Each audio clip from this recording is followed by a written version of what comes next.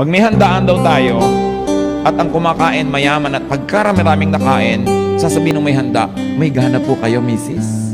Di ba? May gana kasi mayaman. Ngayon, pag mahirap yung kumakain at maraming kinakain, sabi patay gutom.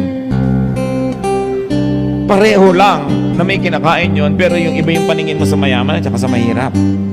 That is oppressive. Di ba yung mga mayaman, pag may mga sakit sa balat, allergy, pag mahirap, galis, buning baligtad, buni, iba-ibang pangalan. It's the same thing. But then we oppress people who are weak or weaker than we are. And that's what the Lord hates. The Bible hates oppression.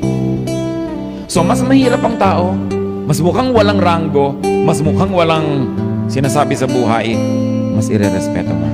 Kasi mas manipis yun. Mas maramdamin. Mas nasasaktan. Ang puso ng Diyos ay para sa mga api at